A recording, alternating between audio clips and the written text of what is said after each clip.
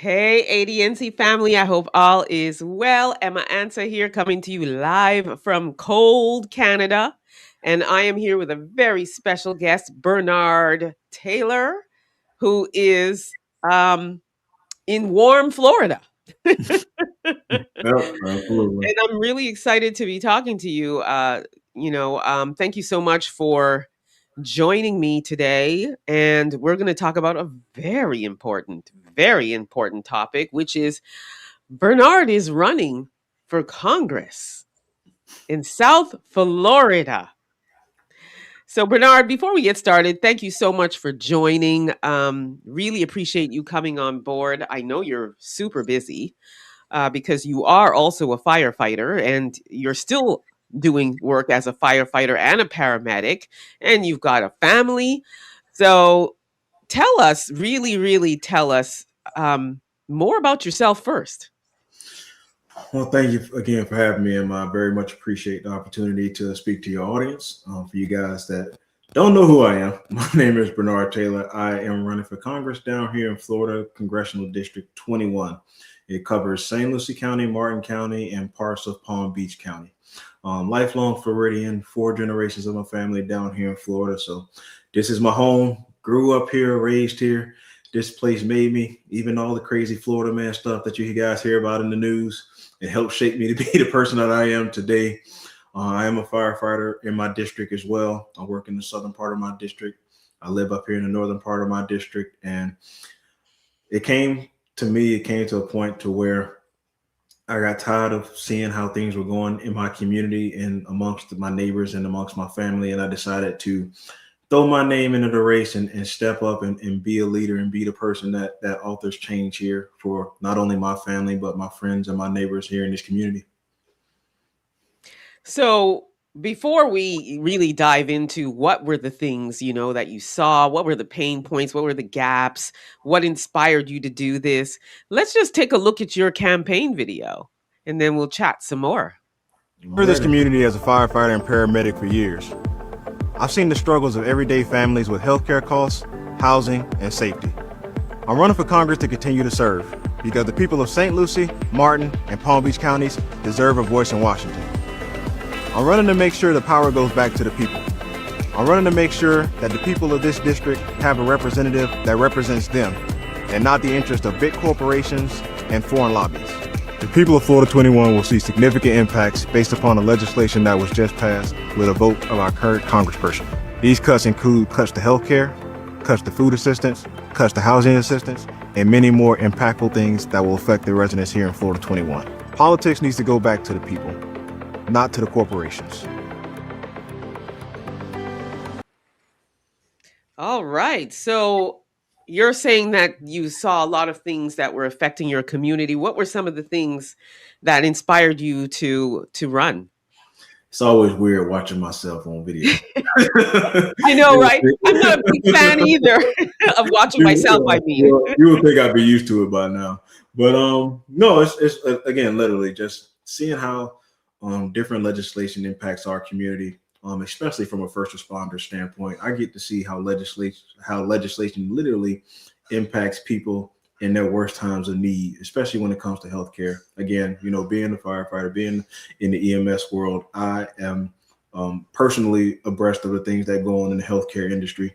I see the hospital emergency rooms that are used as primary care physicians because people simply can't afford to have the health insurance that they need in order to have proper primary care.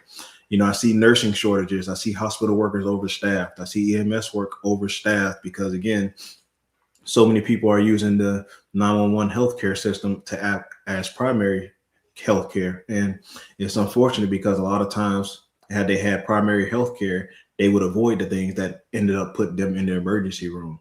So seeing things like that, seeing some of the living conditions in the homes that I go into, how families are working 2 and 3 jobs just to be poor, and how certain kids are struggling just to get by on 1 or 2 meals a day if they're that lucky, and not being able to do anything for them, besides get them over to the hospital for my current profession.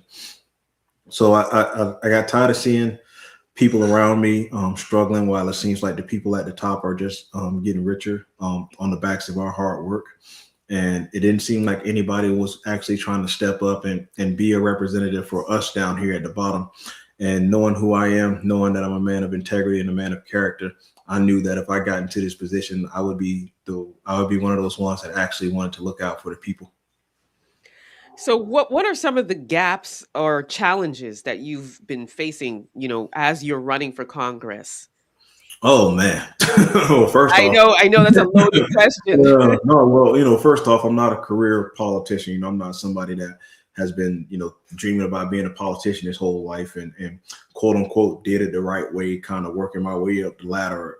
I'm somebody literally that's been in public service for almost 6 years and just saying, you know what, I'm finna go be part of the federal government.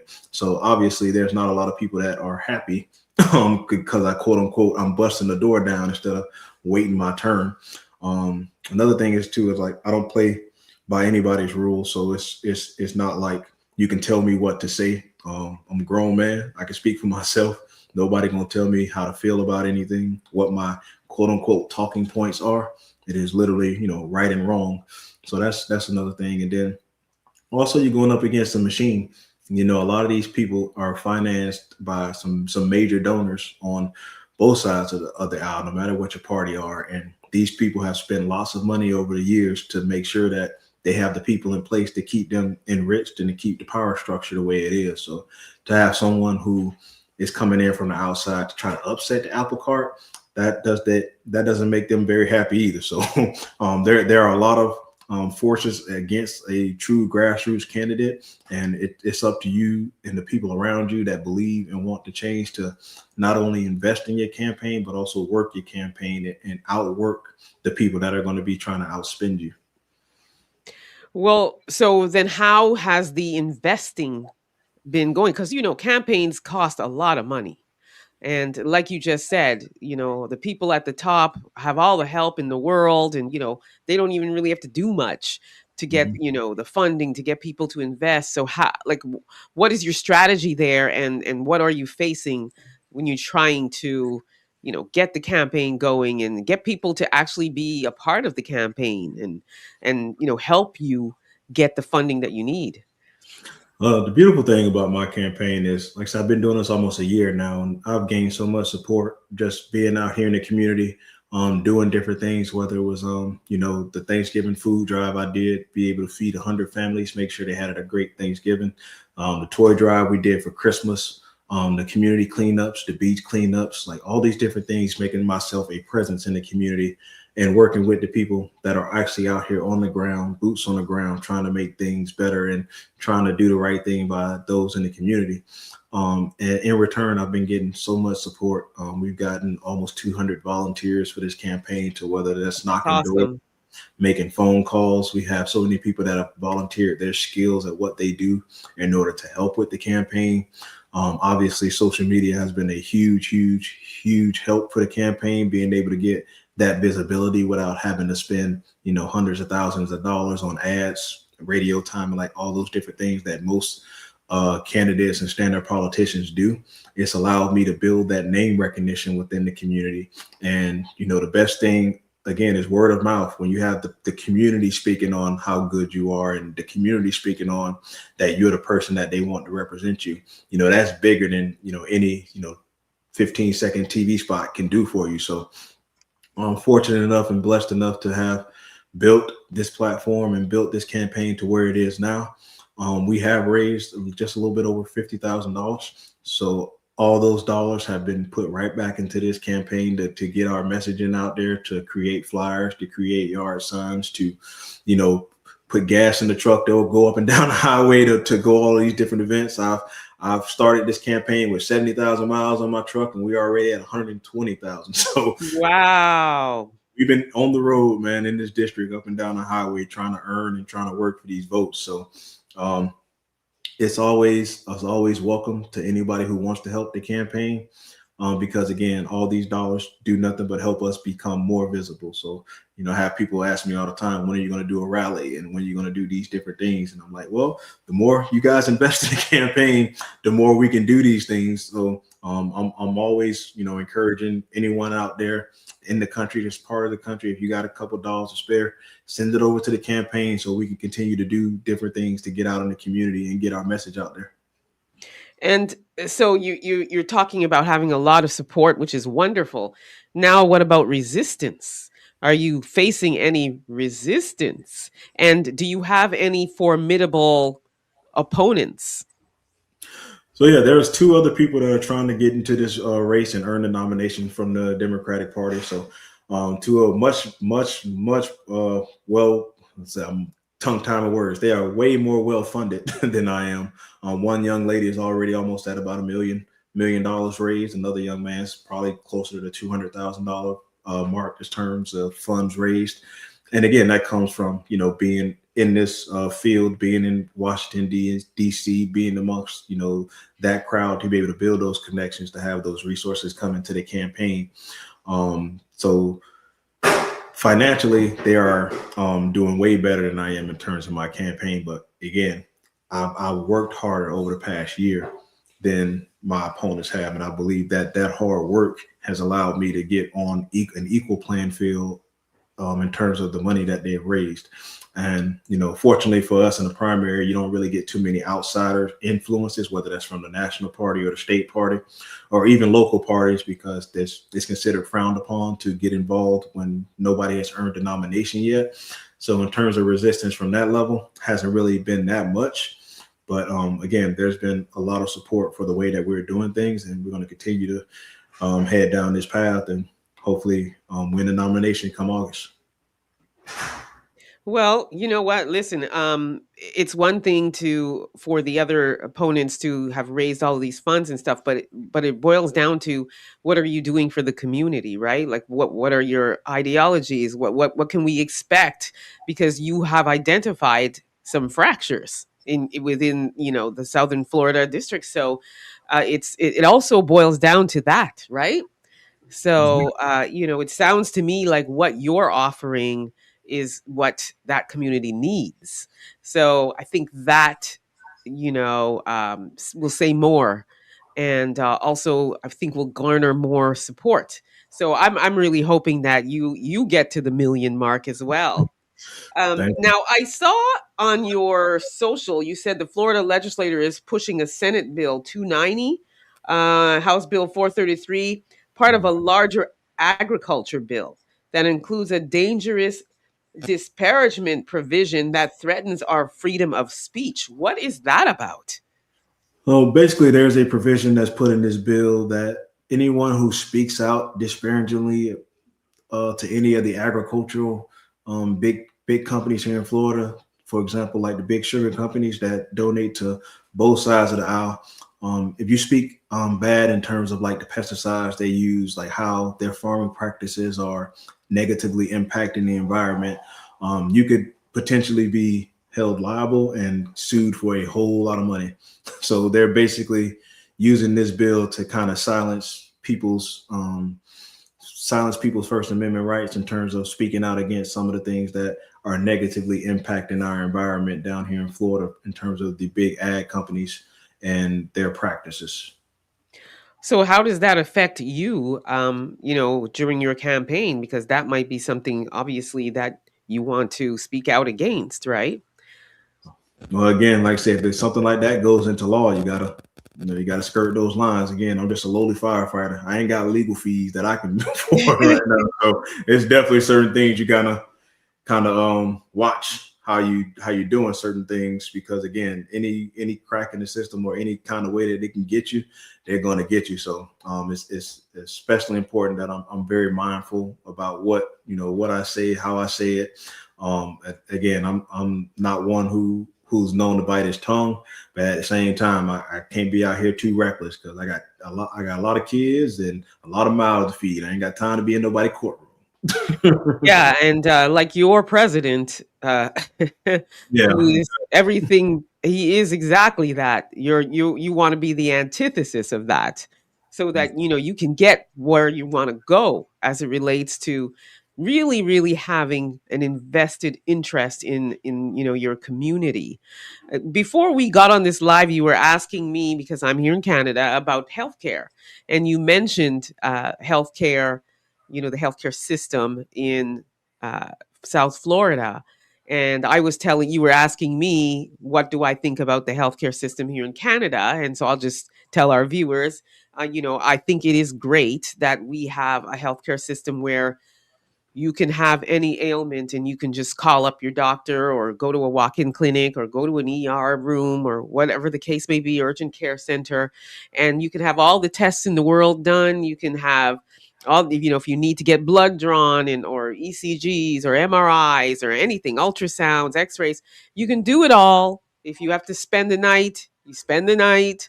If you have to be there for 3, 4, 5 days, you can, and you just have what we call as an OHIP card, and you submit that and you're good to go. You get everything done, and your doctor comes and talks to you. If you need medicine, you get your prescription, and if you have great benefits, you don't pay for anything, because we have like benefit systems and there are different tiers where you pay 80%, or sorry, you pay 20%, and the government pays 80%, or you get 100% paid for, all of those things. And so I was saying to you, I feel like that eliminates the stress that we go through here. You can go home knowing that you can go to bed and you don't have to worry about a 30, 40, 50, $100,000 bill. And I said that's the benefit, but I did say that our taxes pay for it. Our healthcare system is in rough shape. Wait times to see specialists can be months and months and months, and all of those things. And you were saying universal health care was not the best in South Florida, and that's one of the things that you want to work on fixing. So can you talk more about that? Well, yeah, so we don't have universal health care here. Oh, I would love for us to get to a universal health care single payer system. I think when in terms of some of the things that you discussed as far as like problems with the healthcare system in Canada, I think a lot of that stuff is infrastructure related. I'm pretty sure the system would be a whole lot better if you had more providers, if you had more hospitals, if you had more urgent care systems. And it's like with anything, if you want the system to be operating at its maximum capacity, you have to invest in it. You have to build the infrastructure to support something like that, which is why, again, I want to get to a single payer universal healthcare system here in our country. That's going to take building the infrastructure for it. Obviously, you're going to need more hospitals. You're going to need more providers out there in the field. And that takes a significant investment into actually caring about the healthcare of everyday American citizens. And if, it's always comes up like, oh, we can't afford that. Well, we can afford to have the number one military and the number 15th highest paid military in the world. But we can't afford to make sure everybody is taken care of if they get sick. So it's not a matter of we can't afford anything. It's what do we want to actually invest in? Do we want to invest in our people, or do we want to continue to invest in weapons of war? So I truly believe that we can actually get to a universal healthcare system here in our country. I believe that it would do nothing but be positive for our economy, because again, we would be creating more jobs. We will be getting more people in school to be educated to fill those jobs, and all these people working will do what? Just pour back into the economy. So I truly believe it is something that can happen if you establish the program over a decades length of time to give the transition from private insurance onto that single payer option. So you're not just, a bunch of people who have these insurance jobs, you're not just throwing them out on the streets to be unemployed, but a gradual transition from one to the other. I think it's extremely possible, again, if we decide that we want to invest in healthcare here in this country. yeah, sorry, let me rephrase. I've said the universal healthcare is not great. I meant you don't have it. Yeah, unfortunately. It's just not great because it doesn't exist there. Uh, so you mentioned the military. That was a really great point, because you have a lot of people that come back and they suffer from PTSD. They're not healthy. They have major injuries and things like that. So not having that healthcare system where they can be taken care of is something that I've been hearing is a pain point in the United States as well. Yeah, so if you look at the over the past like just few years, like the budget cuts to the VA and Veterans Affairs hospitals have been staggering, and this is literally putting our veterans in a bind is cutting health to the mental health hotline for those who need to call and speak to someone, when they get to that point where, they may be thinking about taking their own lives, things of that nature.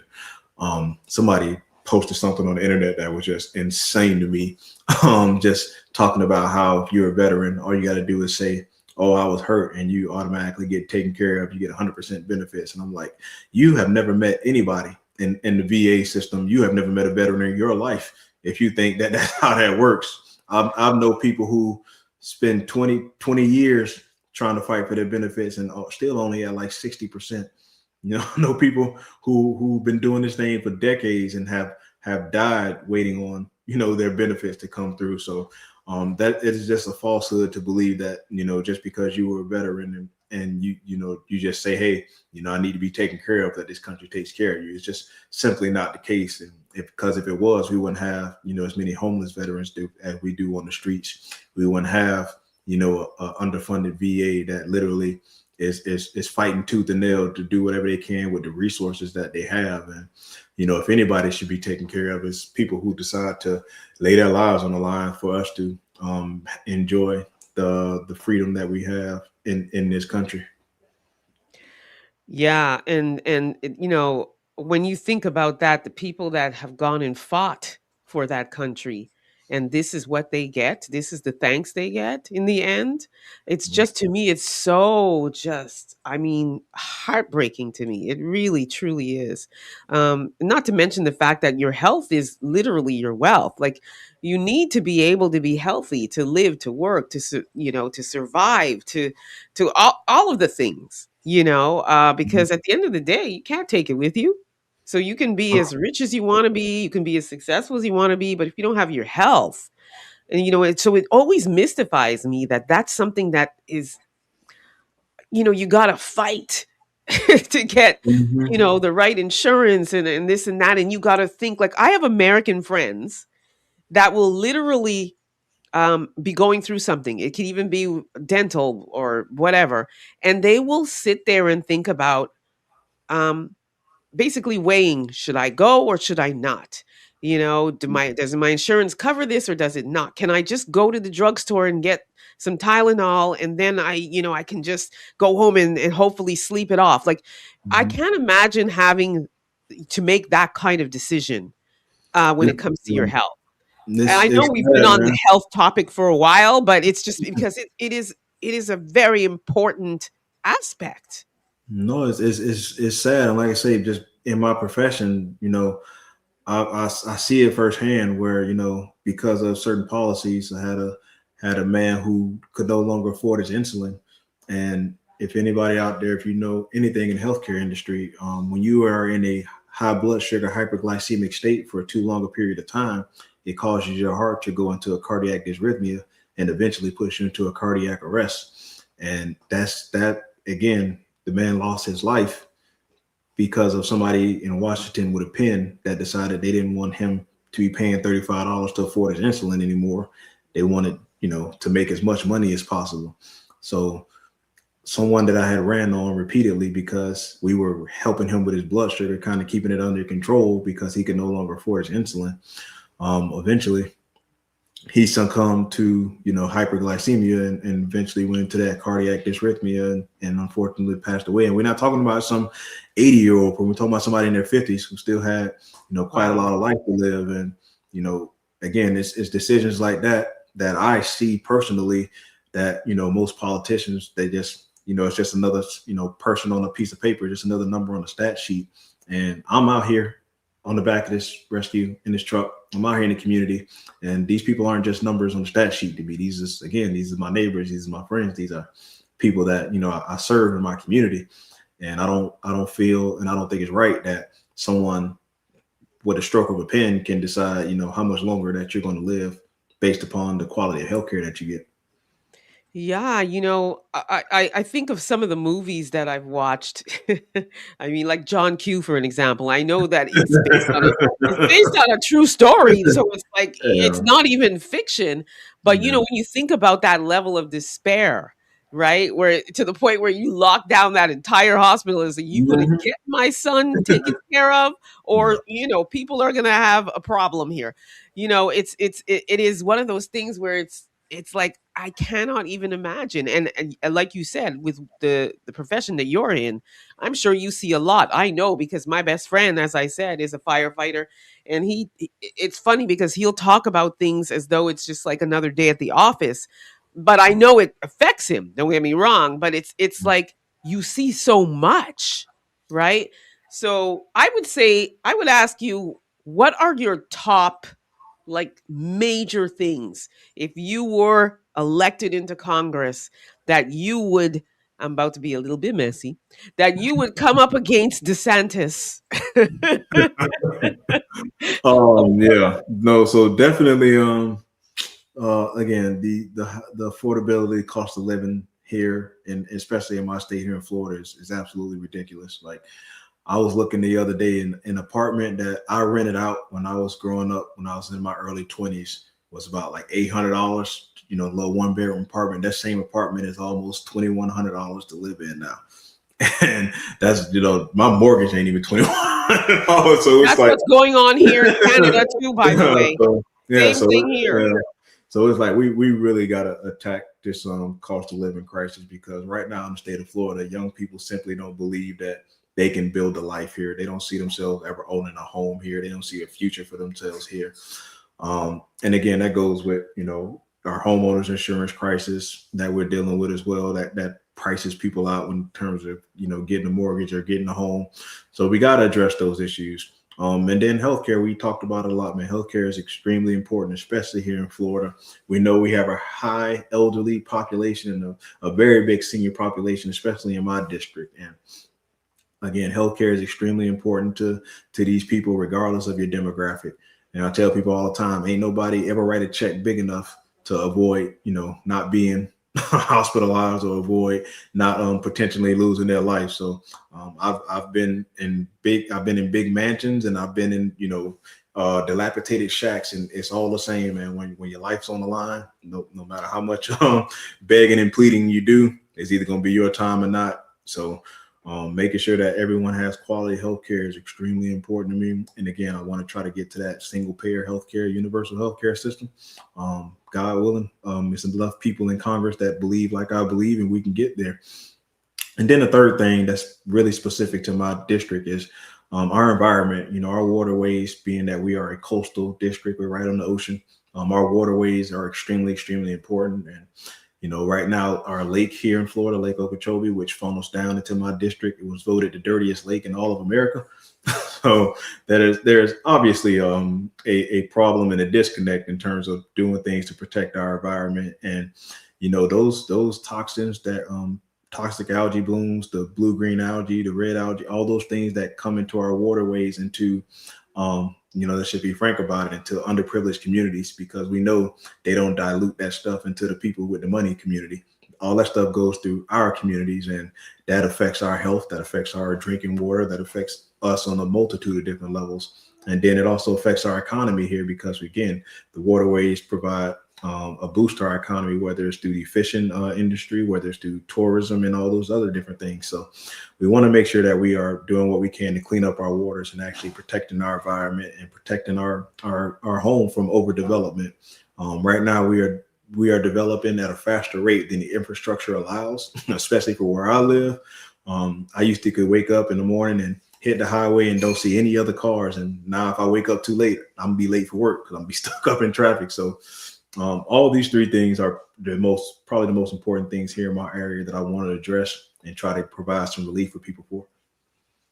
You know what? Everything that you said, minus the healthcare, is no different over here. I tell you right now, cost of living, taxes, all of that stuff. So your top three that you just mentioned, is that what you're hearing when you're out there talking to the people? Are these the things that they are saying mostly, primarily, that they would like to see change in Yes, that district? those are the three things again that affect the people right here in this district, and that's what I focus on, man. I try to focus on the three main pain points for the people here in my district. I think what happens a lot of time is we get too nationalized, especially when you're running a federal race.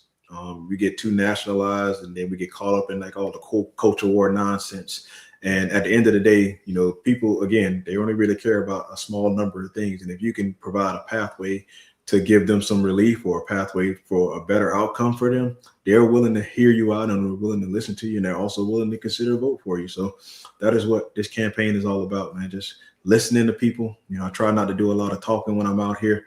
I'm literally I'm an ear for you to give me everything. What's on your mind, what you're feeling, what you want changed, and all those different things. And I try to be that conduit for that change.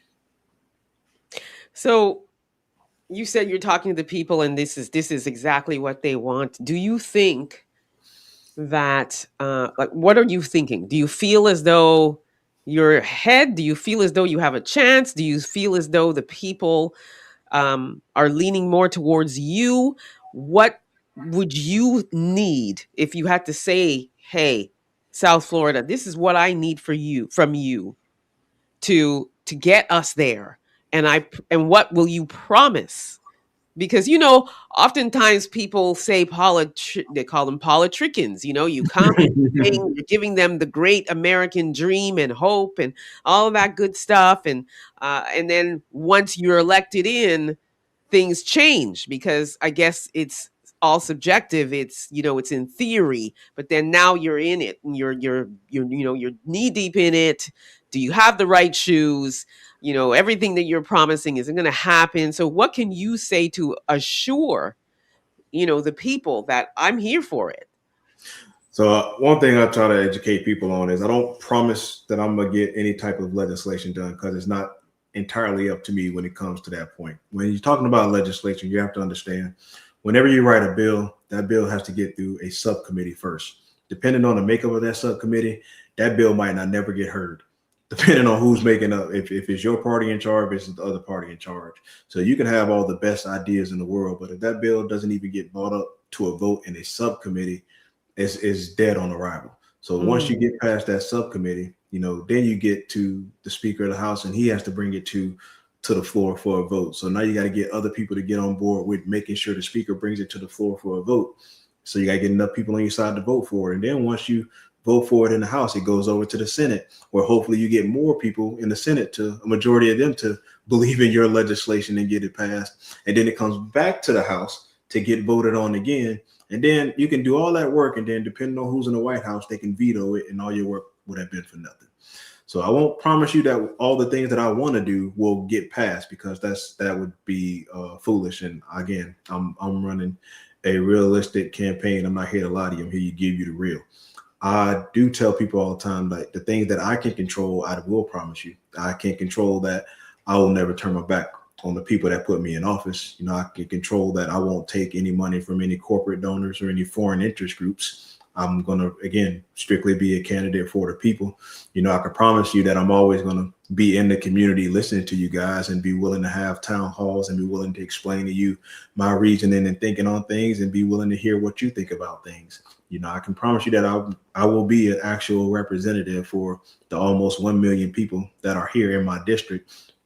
I'm not out here for, some type of power grab. I'm not out here to, enrich myself. I literally just want to make sure that, everybody around me is okay and doing as best as they possibly can. Because right now, I don't think there's enough people, especially among our representatives, that have that same mentality. And that's really all I think the people would want. Because, again, people can go up there in their suit and tie and be all buttoned up and say, I'm going to do this, I'm going to do that. And then oftentimes it doesn't come to fruition. So you are keeping it real in what you're saying. And, you've just educated us on the process. And so it helps, the people that are rocking with you to really get a true understanding that, look, this is what I want, but this is the process to get it. And I can't promise you I'll get it all. Right. That's why I asked, what were your top? Now, if you had to talk about money now, how much what would you be your ideal amount of campaign funds that you want to raise to really get where you want to go?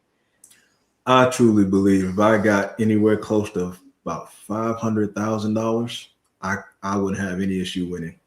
that would give me more than enough to make sure that my message reaches everybody here in my district, that we can do as many community events as we need to do between now and the August primary, which is August 18th. And when we win that primary, carry me over to the general election. Because again, I don't have this big campaign apparatus or machine behind me, so I'm not spending hundreds of thousands of dollars on, political consultants and people to manage my social media and finance guys and all these other things. I've been able to figure out a majority of these things on my own. I have my campaign manager who keeps us compliant and legal and keeps everything on the books.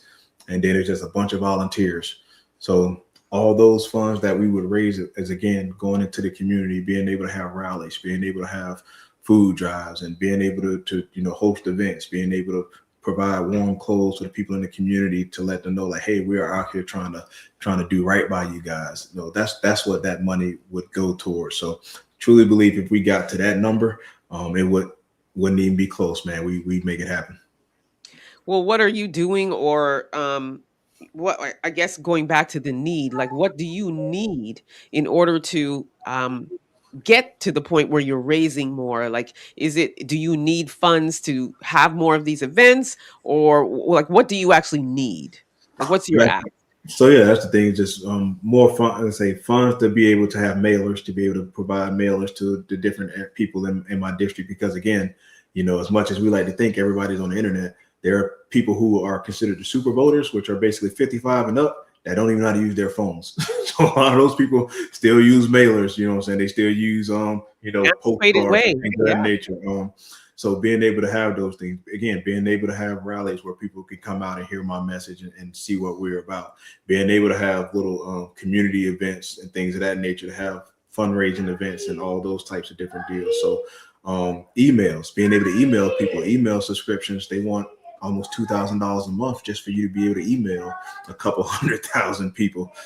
Text messaging, that stuff costs. And you want to send out text messages to people, $800 or $900 a month. So all these different little costs, the cards that we give to people, the door hangers that we use when we're canvassing, the t-shirts that we get to make sure we're in the community and give people something tangible for their donations. Like, all these things cost. So again, the more we're able to raise, the more we're able to have, the more we can get our message out. Because that's what campaigning is all about. It's the person who can get their message out to the most people, which again is why these people, most standard politicians, they take all the corporate money, they take all the donations that they can get, because they're still operating on, we need to buy all these TV ads, we need to buy all these ads during social media and YouTube and all these different places. We need funds for that.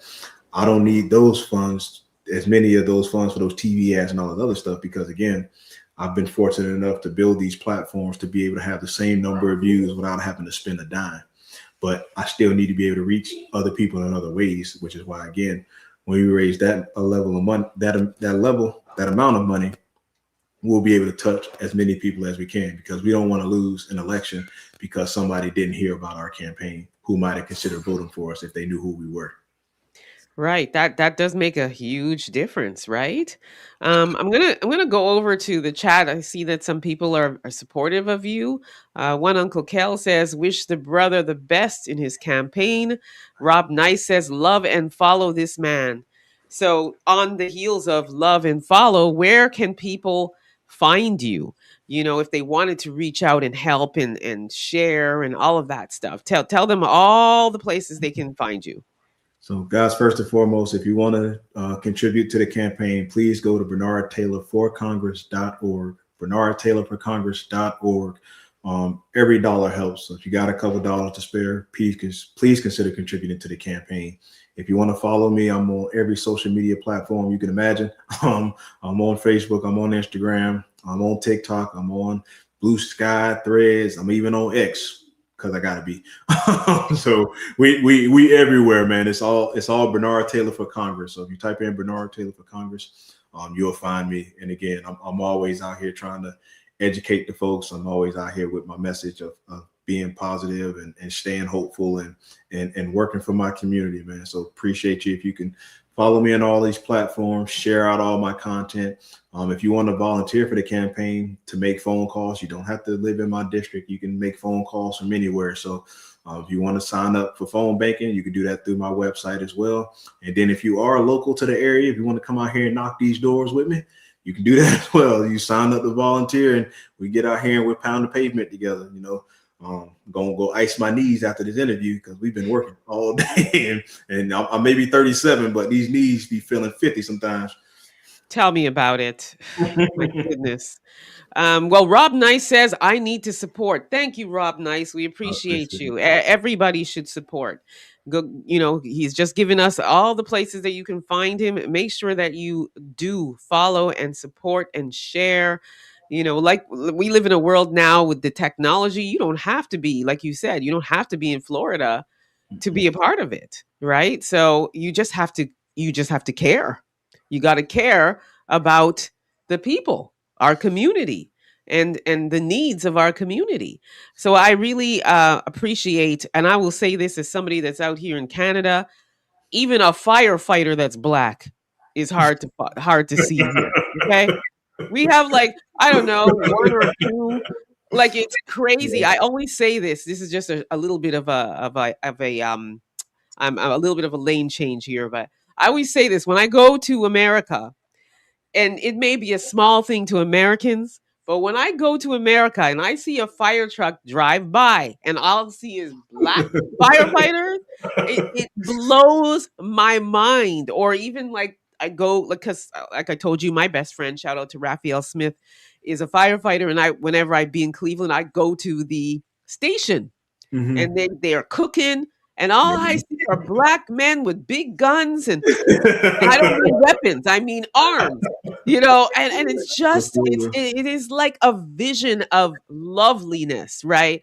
And the same with police officers, and just like, for me, everybody's looking at me like, what is your deal? Like, this is just another day for us, but we don't see that here. So, and that's the same goes as it relates to politics and people running for, office and stuff. It is a very small fraction. So I always really appreciate seeing young Black men who identify gaps and issues in the community and want to make a difference for the community. So I am here for it. I will also use my platforms to share. You're more than welcome to come on my YouTube channel as well. We'll do a whole nother one and just keep it going and keep it visible and keep it in the algorithms, right? I just think it's a wonderful thing. And It's I funny that you say that, because when you look at the numbers, we're only like 8.4% of the total population of firefighters in the entire country. So can't tell when I'm there. it's funny, like whenever it's all of us, like we got a running joke whenever it's like the whole station is just all Black people that's pretty much stationed Wakanda for the day.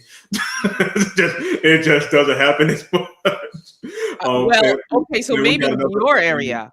Yeah, but and we got another running joke. It's like they'll never want three of us at the station, more than three. Then we'll get a phone call, somebody leaving. We can't. There's too many of us. Listen, what they plotting on over there?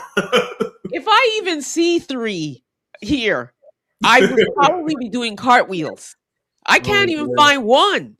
So it's just like, and the one or two that have talked about it, they have stories of anti-Black racism. There's so many stories of them going through it in these stations, especially out in the racist province of Quebec. So, it is a beautiful thing to see. Beautiful. So I'm with you. I'm all the way here in Canada. I'm a dual. So, if I can vote, I'm voting. Very much appreciated. So I really appreciate it. Soul Patrol, man. It's always cool to see all of us on the station at one time. So I would be on the first thing smoking just to witness that. Because I don't think in my lifetime I'll see that here in Canada. I just don't. I've been here all my life. We got to get more brothers involved in knowing the benefits of being a firefighter, and truth be told, man, this career lifted me out of poverty. So I'm thankful that I found this profession. I'm thankful that I found the opportunity to pursue this career, because not only did it lift me out of poverty, but it also gave me a sense of perspective as far as like what my community needs and the needs of others and what people are really going through, man. Because again, when people call 911, it's not just to say hello. They're calling you at their worst point of their life at that point in time, and it's extremely important that you're prepared and you're ready for what you're about to see, because a lot of it is a lot of standard falls and things of that nature, but then you're going to get those calls that they kind of test your humanity and test your will and test how much you really want to do this. So again, I've been fortunate enough to still be here kicking, still be here in this profession and servicing my community. And now I'm trying to take it up to the next level and make life better for the people in my community with this race. Yes, indeed. And Teresa, hey, Teresa, shout out to Teresa. She said, time to grow up and stop segregating people based on skin color nonsense. And Teresa, we appreciate Teresa. Teresa's actually Polish, but she sees it. She gets it. So amen to you, Teresa. I appreciate you. And it is true. It is time. Mhm. But honestly, I'm going back to it. 3 of you in the station There'd is be 6 of us at the station sometimes. There'll be some good days when it's all 6 of us. I'm telling you, I've been to the stations in Cleveland many times, and I just it blows my mind. And honestly, being a firefighter is no joke. And my friend Raphael, he told me that oftentimes it's the firefighter that arrives first. Like you guys are the first responders before the police, before even the paramedics, and so y'all are trained to do those things Mhm. because you're usually the first ones to arrive, and you see a lot, and your health is also at risk. So it's so important. It's so important. And because you are not, like you said, the career politician, but I mean, hell, you've got somebody in the White House now that's not a politician. So it's just like Yeah, he was, yeah, the apprentice. So it's like yeah. it Super it celebrity, yeah. literally it's right. And but so I love to see a black man that is invested in the community, and you are in a unique position because you see a lot. So you can identify a lot of things that a lot of people wouldn't see otherwise, right? So I think you are a great candidate for South Florida, and I appreciate learning all of this because I'll go to Florida and I'll enjoy the palm trees and the good food and the hotel and the beaches, and I'll come home. I'm Mhm. not Yeah, experiencing we what ain't a lot. stuck here with the rest of us. Exactly. So I really appreciate this discussion. I thank you again for joining me. I'm gonna go ahead and play your campaign video one more time for the people, Thank you. and then you can again tell us where we can find you, and you and I will talk again. Thank you. I appreciate you. All right, let me just take it to I the served this beginning. community as a firefighter and paramedic for years. I've seen the struggles of everyday families with healthcare costs, housing, and safety. I'm running for Congress to continue to serve because the people of St. Lucie, Martin, and Palm Beach counties deserve a voice in Washington. I'm running to make sure the power goes back to the people. I'm running to make sure that the people of this district have a representative that represents them and not the interest of big corporations and foreign lobbies. The people of Florida 21 will see significant impacts based upon the legislation that was just passed with a vote of our current congressperson. These cuts include cuts to health care, cuts to food assistance, cuts to housing assistance, and many more impactful things that will affect the residents here in Florida 21. Politics needs to go back to the people, not to the corporations. That I is mean, never not going to in be a weird. perfect world, That is wouldn't that never not going to be weird. I'm telling you. Not gonna be weird. I don't care how long I've been doing this, man. Seeing myself on video is never not going to be weird. Well, get used to it because you're going to be doing a lot of that. And, people are going to be playing it and sharing it everywhere. Yes, ma'am. Any final words? Thank you again for allowing me the time on this platform. I can't Most express welcome. to you how truly thankful I am. Like we talked about before, in this politic game, you have so many quote unquote independent outlets that won't even give you 5 minutes on the platform without you spending $2,000 or $3,000. So for you to allow me, your audience of almost 2 million, to be able to spread this message and get the message out there, I'm truly humbled and I'm truly thankful. To everybody who's watched and everybody who is tuning in, thank you for hanging out with us during this interview. Again, guys, I could not get anywhere without you guys' support. So if you can, you go to the website, it's bernardtaylorforcongress.org, and hit that donate button and contribute whatever you can to the campaign. Again, just to give you a little bit behind the scenes, just to put my name on the ballot here in the state of Florida costs $10,000. You can't even put your name on the ballot without having 10 grand. So that's kind of how they keep us working class and keep us, out of these spaces. But we here now, we're going to break the door down, and, with the help of the community and with the help of everyone around us, we're going to make it happen. So please consider going to the website, bernardtaylorforcongress.org, contributing to the campaign, following me across all socials, Bernard Taylor for Congress. And again, man, just continue to be positive, be hopeful, because we're out here trying to make change for the better. And you know what? I'll definitely be going over there. So to your website, and I'll be sharing it. Appreciate you. I see that infamous lie 92 says, I want to swole like him one day. Look, man, when people go down in the fire, they don't want to hear that you wasn't strong enough to pull them out. So I gotta stay on top of things, man. Gotta stay on top He of it. wants to be like you when he grows up. I'll be one, better than me. Be better than one Uncle Kel just put a whole bunch of muscle emojis up there. me. Thank you, And guys. I see, appreciate now it. infamous says he didn't know you had to pay for it. You see, this is why you see when people are raising all this money for campaigns, it's not for naught. It involves a lot. That's why I appreciate this discussion, because we're all learning a lot about what it takes. So everybody support Brother Bernard Taylor. Really, really, truly go on that website. Look at what he's got going on.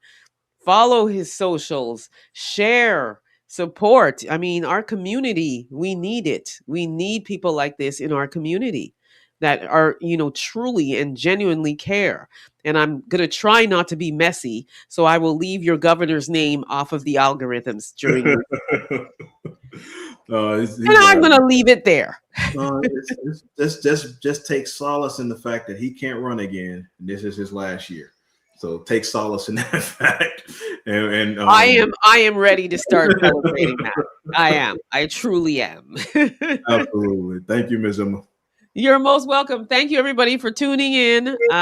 We shall see you again. Don't forget to download the African Diaspora News Channel app from your Google or Apple store. Run, run, run.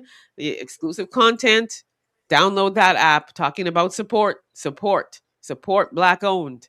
And I shall see you all again.